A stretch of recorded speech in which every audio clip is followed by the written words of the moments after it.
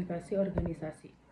Hambatan komunikasi organisasi adalah faktor-faktor yang menghalangi atau mengganggu aliran informasi di dalam suatu organisasi. Ini bisa meliputi masalah fisik, psikologis, semantik, administratif, dan budaya yang dapat mengurangi efektivitas komunikasi antara individu ataupun tim. Hambatan ini dapat menyebabkan kesalahpahaman, konflik, dan penurunan produktivitas. Mengidentifikasi dan mengatasi hambatan-hambatan ini penting untuk menciptakan lingkungan komunikasi yang sehat dan efektif. Hambatan komunikasi organisasi adalah faktor-faktor yang menghalangi atau mengganggu aliran informasi di dalam suatu organisasi.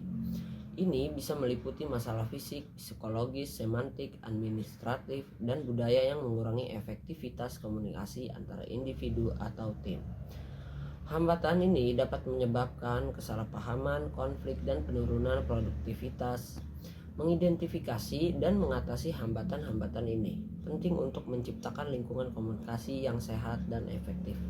Hambatan komunikasi organisasi menurut Stephen P. Robbins. Yang pertama ada penyaringan atau filtering, persepsi selektif, ketiga ada perasaan atau emosi, dan yang keempat ada bahasa. Selanjutnya saya akan menjelaskan terkait penyaringan atau filtering. Penyaringan mengarah pada kesenjangan komunikator yang memanipulasi informasi agar menjadi lebih nyaman didengar oleh komunikan. Dalam konteks organisasi, penyaringan seringkali dilakukan bawahan kepada atasan saat berkomunikasi. Semakin banyak tingkat vertikal dalam hierarki organisasi, maka semakin banyak pula peluang terjadinya penyaringan. Misalnya, contoh, bila manajer memberitahu atasannya apa yang dirasa ingin didengar atasannya, berarti dia sedang menyaring informasi. Hambatan persepsi selektif. Hambatan ini muncul karena penerima dalam proses komunikasi secara selektif melihat dan mendengar berdasarkan kebutuhan, motivasi, pengalaman, latar belakang, dan karakteristik. Para penerima juga menjelaskan minat dan harapannya mereka ke dalam komunikasi ketika mereka mendekodekannya.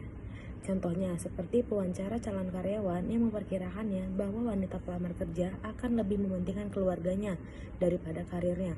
Kemungkinan besar akan melihat hal itu pada pelamar itu. Tidak peduli apakah pelamar itu merasa demikian atau tidak, kita tidak melihat realitas, melainkan menafsirkan apa kita lihat dan menyebutkannya sebagai realitas. Selanjutnya ada hambatan perasaan atau emosi. Emosi adalah perasaan penerima pesan pada saat menerima komunikasi yang akan mempengaruhi cara dia menginterpretasikan.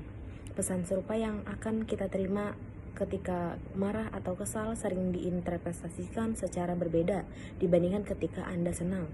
Emosi yang ekstrim seperti suara kegirangan atau depresi paling memungkinkan menghambat komunikasi yang efektif. Keberadaan kita yang paling rentan untuk tidak menghiraukan proses pemikiran yang rasional dan objektif serta menggantikan dengan penilaian emosional. Contohnya seperti individu dalam suasana hati yang positif lebih percaya diri tentang pendapat mereka setelah membaca pesan persuasif, sehingga argumen yang dibuat dengan baik memiliki dampak yang lebih kuat pada pendapat mereka. Orang-orang dalam suasana hati yang negatif lebih cenderung untuk meneliti pesan secara lebih rinci, sedangkan mereka yang berada dalam suasana hati yang positif cenderung menerima komunikasi pada nilai nominal. Bahasa adalah alat utama untuk menyampaikan informasi. Pilihan kata dan cara penyampaian dapat mempengaruhi pemahaman dan interpretasi pesan oleh penerima. Bahasa tidak hanya terkait dengan kata-kata, tetapi juga dengan konteks budayanya. Penggunaan bahasa dapat bervariasi tergantung pada latar belakang budaya individu yang dapat mempengaruhi komunikasi antar anggota organisasi. Anggota organisasi biasanya datang dari latar belakang suku bangsa yang berbeda. Kondisi ini bisa saja menimbulkan kesalahpahaman dan menghambat aliran informasi dalam berkomunikasi jika terdapat perbedaan bahasa yang signifikan. Contoh, misalnya individu dalam suasana hati yang positif lebih percaya diri tentang pendapat mereka setelah membaca pesan persuasif, sehingga argumen yang dibuat dengan baik memiliki dampak yang lebih kuat pada pendapat mereka. Orang-orang dalam suasana hati yang negatif lebih cenderung untuk meneliti pesan secara lebih rinci. Sedangkan mereka yang berada dalam suasana hati yang positif cenderung menerima komunikasi pada nilai nominal. Mengatasi hambatan komunikasi organisasi. Menurut Robbins, hambatan komunikasi organisasi dapat diatasi dengan berbagai cara. Yang pertama, tidak terlalu baku dalam proses komunikasi. Yang kedua, saling memahami satu sama lain. Yang ketiga, menjadi pendengar yang baik dan menerima pendapat orang lain. Yang keempat, tidak membawa masalah pribadi ke dalam lingkup pekerjaan. Yang kelima, menggunakan bahasa yang dapat dimengerti orang tersebut. Dan yang terakhir, mendorong komunikasi tatap muka dengan menyediakan kesempatan bagi karyawan untuk bekerja sama secara langsung.